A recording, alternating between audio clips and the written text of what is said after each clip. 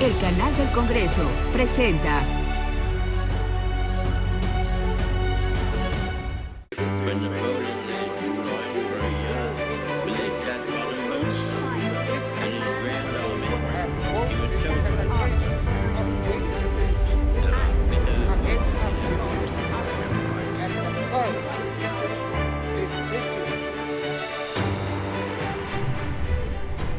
La historia de las centurias y milenios pasados han sido la historia de guerras generalizadas y desesperadas batallas dirigidas a la destrucción mutua.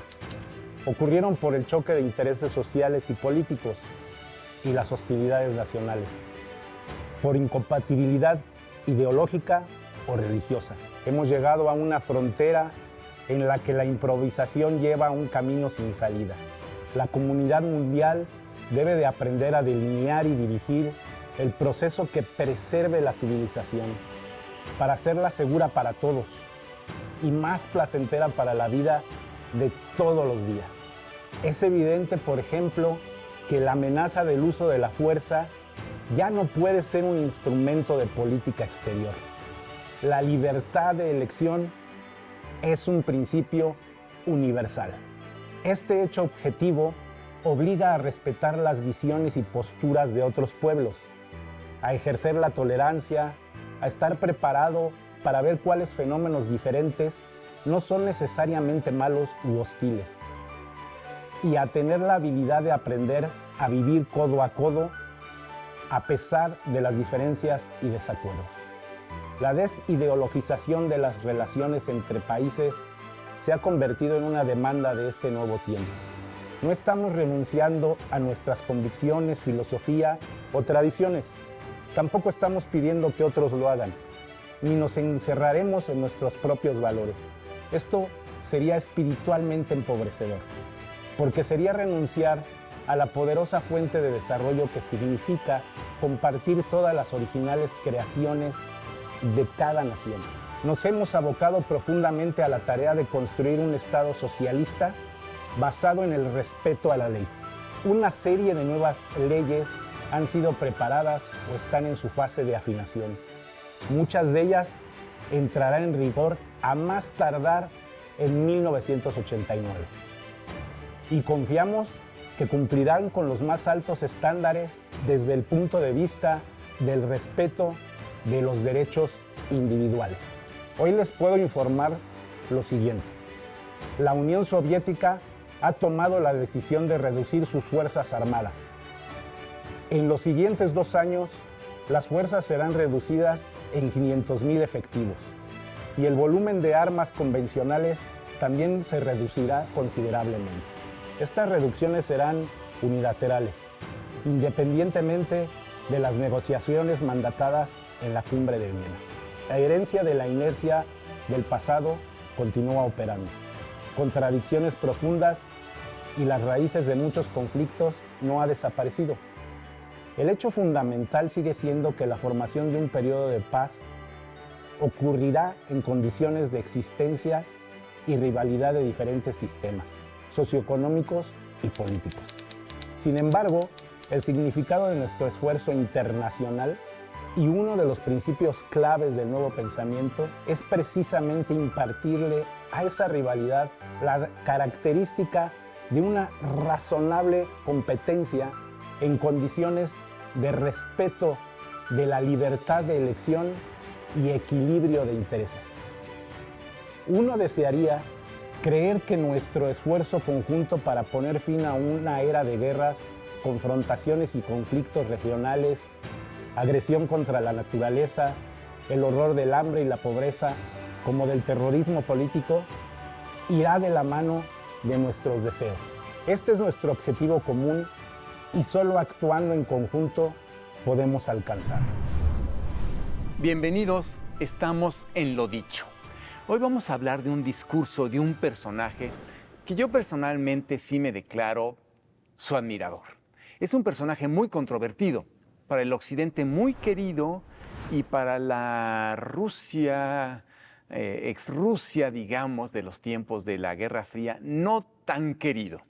Así ha ocurrido con todos los personajes que hemos hablado en estos discursos que han cambiado el rumbo del mundo. Y este personaje llegó en un momento que era importantísimo para todos. No crean que para las naciones que supuestamente estaban en conflicto. Para todos nosotros lo entenderán cuando nombre el discurso de Gorbachov ante las Naciones Unidas. Y para lo cual tengo a dos estupendos invitados. Tengo con nosotros a Ana Teresa Gutiérrez del CID. Bienvenida, Ana Teresa. Voy a leer brevemente tu semblanza, que es muy vasta, la voy a tener que reducir. Sí, claro. Ana Teresa es licenciada y maestra en Historia Mundial por la Universidad de la Amistad de los Pueblos de Moscú en la Unión Soviética. Es doctora en Relaciones Internacionales, Facultad de Ciencias Políticas y Sociales de la UNAM. Es profesora de carrera titular del Departamento de Política y Cultura de la Universidad Autónoma Metropolitana. Es miembro del Sistema Nacional de Investigadores y es autora de varios libros que tienen que ver con Rusia, la Guerra Fría, geopolítica. Bienvenida, Ana Teresa. Qué gusto que estás con nosotros. Muy contenta de Qué estar bien. acá. Rodrigo Tirado Salazar es egresado de la licenciatura en Historia por la Universidad Autónoma de Madrid. Maestro y doctor en Arqueología y Urbanismo por la misma universidad. Realizó estudios postdoctorales en la Universidad Autónoma Metropolitana, autor de varios libros y de más de una decena de artículos de prestigio internacional. Actualmente es profesor de tiempo completo en la Cátedra de Historia Europea de los siglos XIX y XX en la Facultad de Estudios Superiores Acatlán de la UNAM. Rodrigo, bienvenido. Muchas gracias. Bueno, pues vamos a hablar de este discurso de 1988. Interesante para los que hemos estado siguiendo esta serie, porque todos los discursos están conectados naturalmente, porque el pensamiento de uno mueve el pensamiento de otro. Pero ya aquí abordamos un discurso de Reagan que dice, señor Gorbachov, tire el muro, hablando del muro de Berlín, ¿no? Entonces, ¿cómo hay toda esta conexión? También hemos hablado sobre el discurso de Roosevelt, que habla sobre, entre las cuatro libertades, habla de la libertad del miedo, de no vivir con miedo. Y habla del desarme, que en ese entonces solo fueron palabras, porque después de ese discurso, después de la Segunda Guerra Mundial, vino la época del gran, ahora sí, armarnos de verdad, misiles de Occidente contra misiles de Oriente, esperando que alguien tocara el botón. Y en eso llega Gorbachov. Ana Teresa, háblanos de ese momento, háblanos de ese Gorbachov. Claro que sí, muchas gracias. Bueno, primero que nada, dijiste algo muy cierto, que en Occidente es amado y para los rusos no es que lo odien precisamente, pero achacan a la figura de Gorbachov el haber cedido demasiado, porque en realidad sí, el discurso es hermoso, de conciliación, de paz, de preservación del planeta. Sin embargo, el problema es que no fue tomado así por la otra potencia. Y el hecho es que la serie de contradicciones que existieron en su gobierno llevó a la caída de esa enorme potencia que era la Unión Soviética. Y para el sector militar de Rusia, esto significó, pues, capitular todo lo ganado en la Segunda Guerra Mundial. Porque, bueno, recordemos que fueron 27 millones de víctimas de la Unión Soviética, entre civiles y militares, y para ellos sigue siendo muy importante esta fecha, al grado de que el 9 de mayo lo celebran con toda la fuerza de la sociedad. Incluso hacen un desfile que se llama el desfile inmortal, en donde llevan los retratos de sus muertos en la guerra, desde abuelos hasta, pues básicamente padres, los que todavía pues ya son gente mayor, y por lo tanto achacan a Gorbachov el hecho de que no supo defender bien el patrimonio de la Unión Soviética. Sí, curioso estos extremos a los que nos llevamos, ¿no? Pero es, todo cambio, que siempre en nuestros discursos hablamos de cambio, por supuesto que se van a perder cosas, ¿no? Yo siento que a fin de cuentas está hablando de un tipo de bien común, es decir, una decisión a favor de una mayoría y siempre va a haber una minoría afectada. Creo que los grandes líderes son aquellos que siempre, con esta idea de que siempre va a haber un afectado, elegir por la mayor cantidad de beneficiados, ¿no? Entonces creo que es una decisión que creo que ya era insostenible, ¿no? ¿A qué nos iba a llevar esta Guerra Fría? Pues nada más a una guerra ya de dimensiones no imaginables, que no queremos ni imaginar. Pero vamos a tomar el discurso. Hay una frase que dice, para Rodrigo, dice, la libertad de elección es un principio universal para el cual no debería de haber excepciones. Gracias, Claudio. Sí, verdaderamente esa frase a mí me parece muy importante, porque deja de manifiesto las intenciones de Mikhail Gorbachev. Él está llevando a cabo una serie de reformas, las más famosas son la perestroika y la glasnost, y en donde estaba dando libertad de expresión, de reunión, etcétera, etcétera, y por otro lado estaba creando un nuevo modelo económico para la Unión Soviética. Esto ha sido complicado de entender y para el auditorio quisiera que entendieran esta sutileza. Y es que en los años 80, verdaderamente, él llega al poder en 1985 y verdaderamente cuando él en 1988 pronuncia este discurso, a la vez está formándose en otro lado de Europa. Se está formando las primeras piezas que van a ensamblar más tarde la Unión Europea, ¿verdad? O sea, verdaderamente se están creando nuevos modelos de cooperación entre naciones. Y eso en gran medida es lo que propone Mikhail Gorbachev. Pero entonces propone también que las naciones elijan por sí mismas. Eso que dices es importantísimo, la capacidad de elegir por uno mismo, que eso que lo defiende. Por supuesto que hubo distorsiones de la parte contraria, etcétera. Pero da pie a la famosa revolución de terciopelo. Ya tan solo el nombre nos parece pues aterciopelado, ¿no? Que permite que muchas naciones, sin necesidad de guerra, también hubo casos terribles como Yugoslavia, pero que se pudieran autodeterminar. Qué importante que podamos permitir la autoelección de cada persona, no nada más de los países. O sea, sí somos comunes, tenemos un origen, una nación común, pero qué importante que yo tenga poder sobre mi elección, sobre mis decisiones y que la respete el otro. Vamos a un corte y seguiremos hablando sobre el discurso de Mikhail Gorbachev.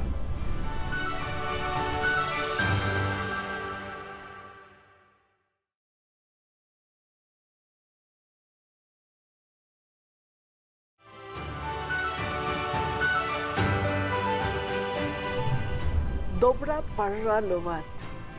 Es decir, bienvenidos nuevamente a Estamos en lo Dicho. Estamos con el discurso de Mikhail Gorbachev de 1988 en la ONU, una fecha importantísima porque marca un cambio mundial radical. Y ahora vámonos a nuestro mundo. Ese es el mundo que nos compete a todos, pero el mundo interno, el mundo que nos compete en el día a día. Hay una frase del discurso que me gustaría que tomáramos y dice, para ti, Ana Teresa, la variedad de estructuras sociopolíticas obliga a respetar las posturas de otros pueblos para ver que diferencias no son necesariamente malas y aprender a vivir codo a codo a pesar de ellas. Me gusta que nos centremos en esto, en las diferencias, cómo todos somos diferentes. Exactamente. Quisiera matizar un poco cuando dije que en Rusia no es tan querido Gorbachev, no por sus palabras, porque desde luego toda su estructura en este discurso, toda la estructura es muy positiva. El problema es que si lo vemos, la otra potencia, Estados Unidos, no lo tomó así. Hicieron un pacto de caballeros cuando se cayó la Unión Soviética, posteriormente, en que la OTAN no iba a expandirse hacia el este, hacia los países de donde se retiraba la Unión Soviética, y sin embargo vemos que fue totalmente al revés, ¿no? Cada vez más países son incorporados a la OTAN, pero con Ucrania, perdón, hubo ya un parteaguas que tocó la línea roja de Rusia. Pero efectivamente esto, Claudio, que dices de que no tenemos que ser todos iguales, por supuesto. Ahí destaca el discurso que tiene pues la hegemonía estadounidense de que el mundo debe estar basado en reglas, pero ¿en cuáles reglas? En las reglas que yo determino, no el imperio, ¿no? Exactamente. Y pues en ese sentido, la continuidad que ha tenido el gobierno de Vladimir Putin es así. O sea, Putin dice, bueno, ¿por qué tiene que haber una superpotencia que dicte todas las normas al resto, que tiene que dar cátedra al resto, cuando en la diversidad somos mucho más ricos culturalmente? Sí, la autodeterminación, ¿no? Pero individual, no nada más como naciones o como pueblos. Rodrigo, regresamos contigo. Claro. No estamos renunciando a nuestras convicciones, filosofía o tradiciones. Tampoco estamos pidiendo que otros lo hagan. Lo dejo así de abierto, pero seguro tienes algo que decir. Sí, fíjate, y va de la mano con lo que estaban hablando, ¿no? En este momento que estábamos hablando. O sea, en realidad es el momento también de, a través del respeto al otro, el decir también, bueno, es que yo no voy a cambiar. O sea, yo soy en este caso soviético. Y en el momento en que yo acepto cambios, eso no me hace dejar de ser soviético, no me convierto en estadounidense, porque era la Guerra Fría, es el momento en el que todos lo que están viendo un partido de ajedrez en donde o ganan las fichas negras o las blancas, y entonces verdaderamente es un mundo maniqueo, y verdaderamente Mikhail Gorbachev da la posibilidad al decir, no cambiemos. O sea, no cambiemos, perdónenme, sino más bien decir, no vamos a cambiar nuestra esencia, nosotros seguiremos siendo soviéticos, cambiaremos algunos elementos que están mal o que queremos modificar, porque también tenemos esa libertad. Nosotros somos libres de elegir quiénes somos en el futuro. Claro, algo que como Ana Teresa... Perdón, es que me fascina lo que está hablando. Me fascina porque parece que estamos hablando de política, pero estamos hablando de relaciones. Insisto, por eso te escucho y yo lo llevo a mi vida. Y claro, esta autodeterminación, ¿hasta dónde sí y hasta dónde no? Esa es la clave, ¿no? ¿Hasta dónde acepto tu diferencia? Pero ¿qué te despierta estas reflexiones, Gorbachev, la autodeterminación, la confianza? Bueno, tiene mucho parecido con nuestra política exterior, y para llevarlo al plano humano, pues eso nos garantiza, por eso es esperanzador su discurso, así como la política exterior de México, porque nos hace pensar que podemos vivir tranquilamente en paz, sin temer que nos bombardeen, por ejemplo. Claro. La preservación de nuestra calidad de vida, de nuestro trabajo, del cuerpo mismo, de la salud, y por eso creo que es un discurso, como planteas, y también Rodrigo, muy esperanzador. Pues hay una frase más, a ver, la tiro ahí, como pues uno de los principios del nuevo pensamiento es impartirle a la rivalidad la característica de una razonable competencia. Estamos hablando de lo mismo. Bueno, y esto realmente Ana Teresa me da el pie para iniciar esta reflexión, ¿no? Y en realidad digamos, y ella lo decía, ¿no? Se hizo un pacto de caballeros, y verdaderamente la contraparte, que es Estados Unidos, a lo largo de los años 90, nosotros lo vivimos y lo vimos, a lo largo de los años 90 tomó absoluta ventaja sobre las nuevas relaciones que estaba creando con Rusia, ¿no? Mikhail Gorbachev, como tú mencionaste, Claudio, es un hombre que es vulnerable y que dice, empecemos algo nuevo, algo bueno. Ana Teresa además mencionó, es un hombre que verdaderamente quiere preservar el planeta, el medio ambiente, las relaciones laborales. La solución diplomática, claro, a través del habla. Nos da muchísimo para hablar. Dice, este es nuestro objetivo común y solo actuando en conjunto podremos alcanzarlo. Estamos hablando de ello, ¿no?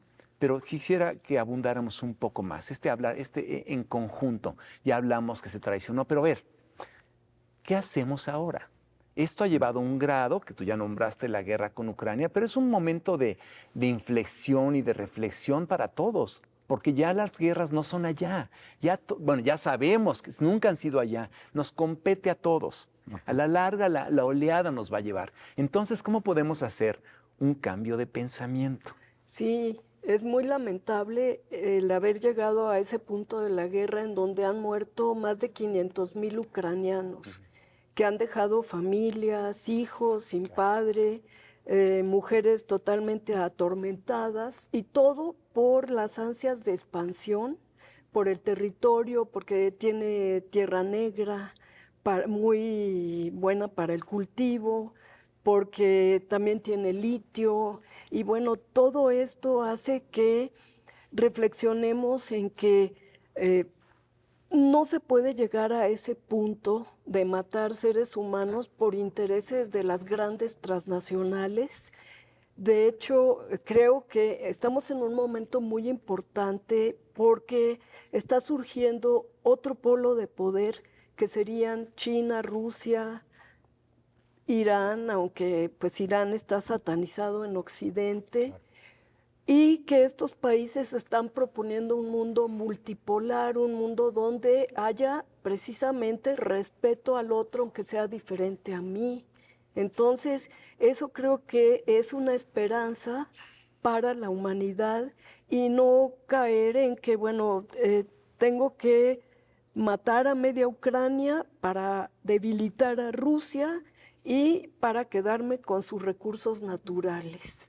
Y bueno, eso ojalá que nosotros, yo creo que estamos del lado correcto de la posición histórica, porque México aboga por la paz, por la seguridad internacional. Y pues eso es un gusto, porque pues en la misma América Latina hay países que apoyan, por ejemplo, esa guerra absurda de Zelensky, ¿no? Y nosotros nos hemos pues conservado con una visión sobre la autodeterminación, como decías, y sobre la paz. ¿Qué te despierta, Rodrigo, este pensamiento? Estaba pensando precisamente en los aprendizajes sobre la guerra, ¿no? Hoy en día se dice que estamos más cerca que nunca de la guerra nuclear, pero por otro lado hay un factor muy importante y es ninguno de los bandos realmente quiere acabar con el mundo, ¿no? Entonces, ahí las armas nucleares es algo muy curioso, ¿no? Es como si no existieran, porque en realidad, pues si las usa uno, las va a usar el otro, y se invalidan hasta cierto tiempo, hasta cierto punto. Y entonces la guerra se convierte en una guerra que, como Ana Teresa ha dicho, es una guerra de drones, una guerra de cañones de mano, ¿verdad? De tanques. Terrible, que está volviendo a sufrir la gente terriblemente, pero que en donde la amenaza nuclear se nos empieza a desvanecer de la cabeza. A lo mejor esa es la peligrosidad, ¿no?